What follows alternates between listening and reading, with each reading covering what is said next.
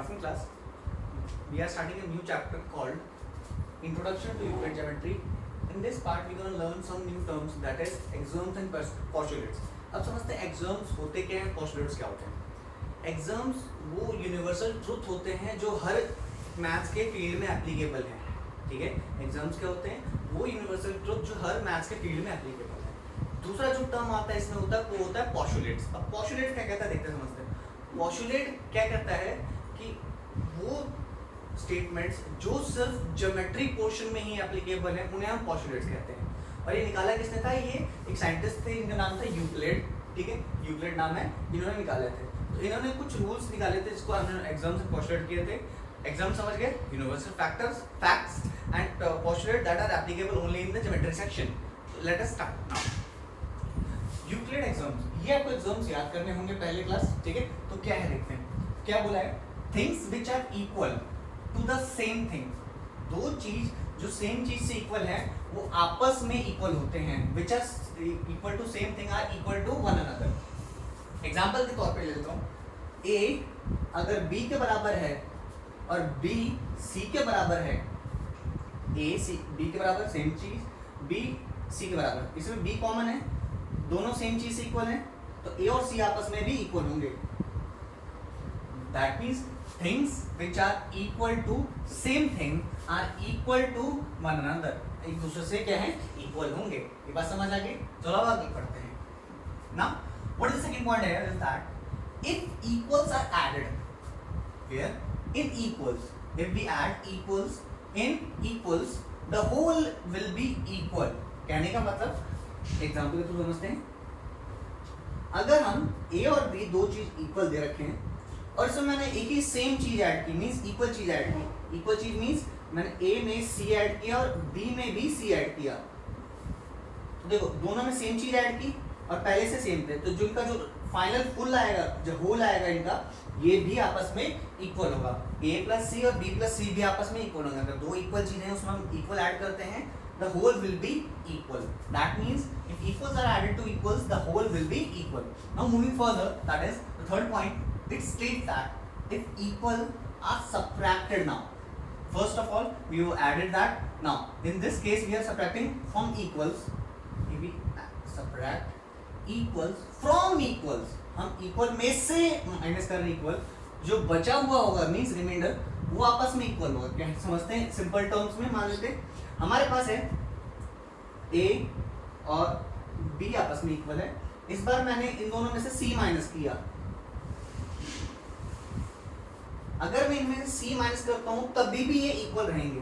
कि इक्वल में से हम अगर इक्वल माइनस करते हैं तब भी क्या रहेंगे, इक्वल ही रहेंगे. तो ये बात समझ आई. तो हमने ये एग्जाम से यूनिवर्सल फैक्ट्स होते हैं, इनको आपको याद करना होता है, इनको प्रूफ की जरूरत कभी नहीं पड़ती आपको. ठीक है. अब फोर्थ पॉइंट क्या कहता है, फोर्थ पॉइंट बोलता है थिंग्स, चीजें जो कोइंसाइड करती हैं, मींस जो एक दूसरे को एग्जैक्टली ओवरलैप करती हैं, कोइंसाइड विद वन अनदर, एक दूसरे के साथ. Things which coincide with one another are equal to one another, means एक दूसरे एग्जैक्टली इक्वल कब होंगे, जब एक दूसरे को ऊपर तरीके ढक लेंगे पूरी तरीके से. तो ये है कोइंसाइड विद वन अनदर, मतलब एक दूसरे को कोइंसाइड कर रहे हैं तो एक दूसरे के बराबर भी होंगे. ठीक है, ये चीज को दिक्कत के बाद अगर मान लीजिए दो स्क्वायर फिगर हैं, वो एक दूसरे को बिल्कुल ढक ले रहे हैं, तो ये एक दूसरे के इक्वल होंगे कि नहीं होंगे, बिल्कुल होंगे. सेम चीज यही है यहाँ पे. Things which coincides with one another are equal to one another. ये फोर्थ पॉइंट था. अब आते हैं फिफ्थ पॉइंट पे. फिफ्थ पॉइंट एक कॉमन सेंस वाला पॉइंट है कि बोला गया होल मींस पूरा बड़ा होगा किससे, पार्ट से, छोटे से.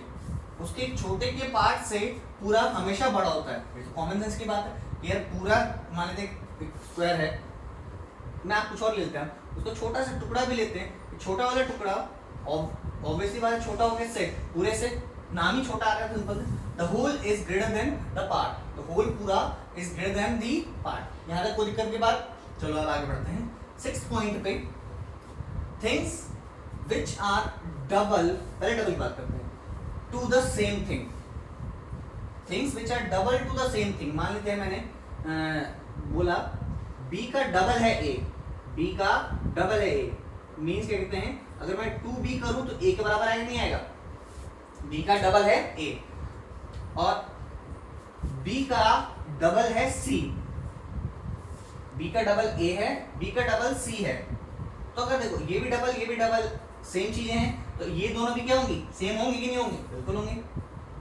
तो अगर डबल के मतलब कि आपस के डबल इक्वल हैं तो ये चीजें भी इक्वल होंगी, means things which are double of same thing, एक ही चीज के डबल हैं दोनों, एक ही चीज के डबल हैं, बी का डबल है, ये भी बी का डबल है, तो दोनों आपस में भी इक्वल होंगे। इस तरीके से हाफ में भी सेम चीज है बिल्कुल, अगर हाफ है मान बी का हाफ है ए और यहाँ पे सी बी का हाफ है, तो देखो ये दोनों सेम चीजें हैं, तो इसका मतलब ए और सी भी इक्वल होंगे। ये हाफ है डबल है, कहने का मतलब समझते चीजें। मैंने बोला कि ए बी का डबल है और सी भी बी का डबल है, दोनों सेम चीज के डबल के इक्वल है कि नहीं है, तो दोनों आपस में भी इक्वल होंगे। सेम काम हाफ में, ए बी का हाफ है, सी भी बी का हाफ है, तो अगर ये दोनों हाफ इक्वल है तो ये दोनों भी इक्वल होंगे कि नहीं होंगे, बिल्कुल होंगे।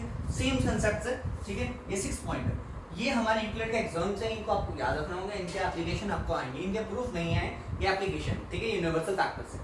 अब आते हैं नेक्स्ट टॉपिक पे। नेक्स्ट टॉपिक क्या है, यूक्लिड के पोस्टुलेट्स। अरे पोस्टुलेट क्या है, पोस्टुलेट्स भी हैं ट्रू, पर किस केस में, एक सर्टेन सिनेरियो में। कौन सिनेरियो में, they are applicable only in geometry portion, ठीक है, तो वो एप्लीकेबल होंगे ज्योमेट्री पोर्शन। चलिए करते हैं।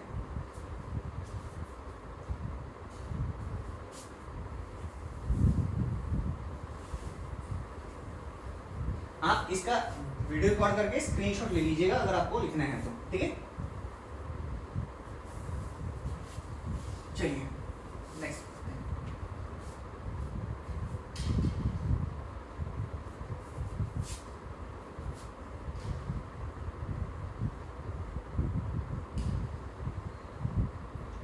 यूक्लिड के पोस्टुलेट्स, यूक्लिड के पोस्टुलेट क्या कहता है, हाँ, कि एक फर्स्ट पोस्टुलेट क्या कहता है, a line can be drawn from one point two any other point, from a line can be drawn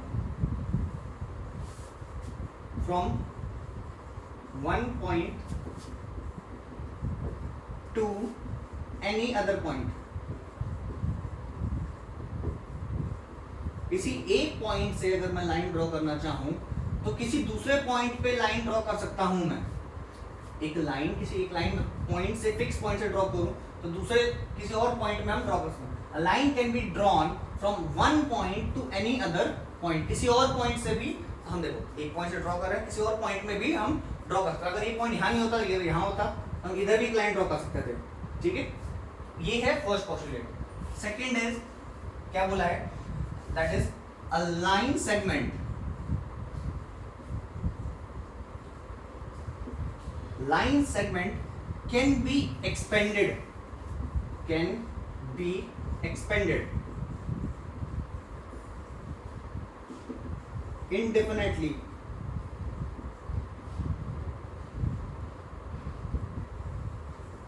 indefinitely on both side, दोनों साइड में। क्या कहा गया समझते हैं, एक लाइन सेगमेंट है हमारे पास, इसको मैं चाहूं तो एक्सटेंड दोनों साइड्स कर सकता हूं। एक्सटेंड मींस दोनों साइड हम एक्सपेंड कर सकते हैं इसको, इस साइड भी डायरेक्शन में एक्सपेंड कर सकते हैं, इसको भी हम एक्सपेंड कर सकते हैं। इसको इनडेफिनेटली मतलब लेंथ का, अनगिनत लेंथ का हम इसको एक्सटेंड कर सकते हैं, इधर भी हम अनगिनत लेंथ एक्सटेंड कर सकते हैं। किसको, लाइन सेगमेंट को हम एक्सटेंड कर सकते हैं, ठीक है। ये चीज समझ आई। अब आते हैं थर्ड पॉइंट पे, इसको रब करना पड़ेगा।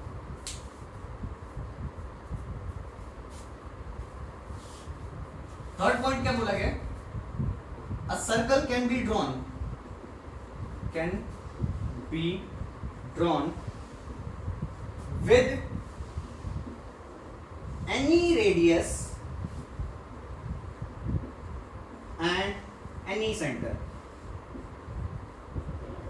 देखो क्या बोला गया, हम सर्कल ड्रॉ कर सकते हैं किसी भी रेडियस का, कितने भी, छोटा बड़ा जितना चाहें, और किसी भी सेंटर की मदद से, किसी भी सेंटर की मदद से हम एक सर्कल ड्रॉ कर सकते हैं, किसी भी सेंटर की मदद से, हाँ, हम एक सर्कल ड्रॉ कर सकते हैं जो जिसका रेडियस भी कुछ हो सकता है और सेंटर भी कुछ हो सकता है।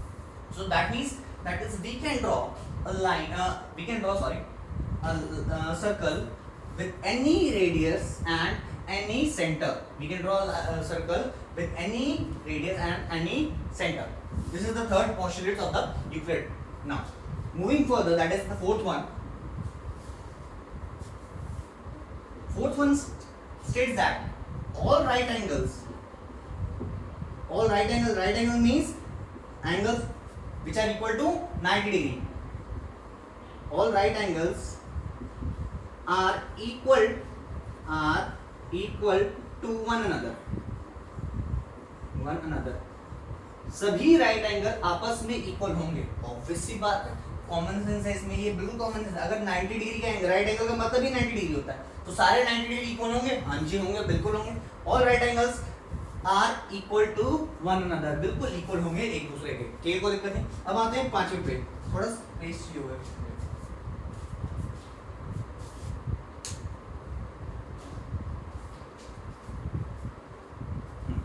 चलिए, इसको थोड़ा समझाने की स्पेस चाहिए.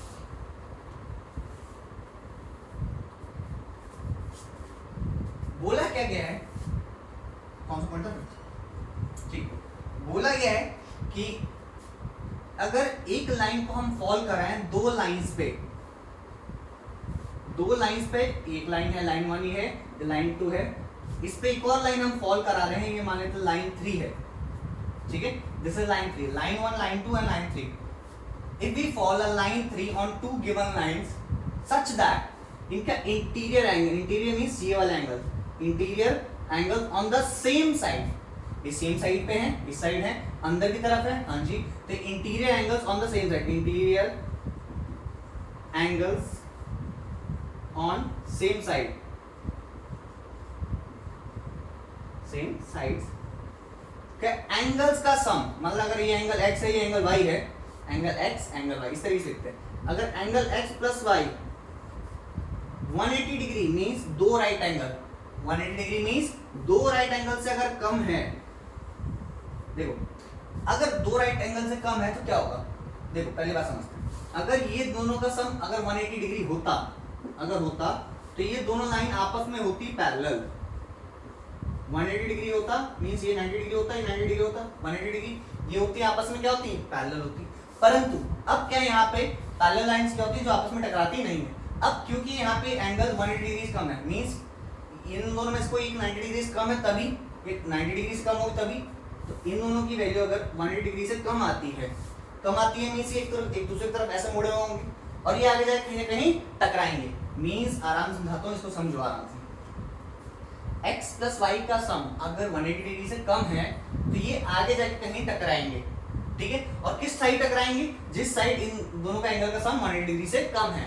ठीक है, रिपीट कर रहा हूं, अगर 180 डिग्री से कम है तो ये आगे जाके टकराएंगे, will intersect each other on the side. किस साइड पे, on the side where the sum of the angles, on the side where the sum of the angle is less than 180. जिस साइड 180 से कम है, इस साइड तो 180 से ज्यादा होगा. फिर इस साइड अगर 180 ज्यादा है तो ये इस साइड नहीं टकराएंगे, ये इस साइड टकराएंगे जहां पे 180 से कम है. तो this is the fifth postulate of the Euclid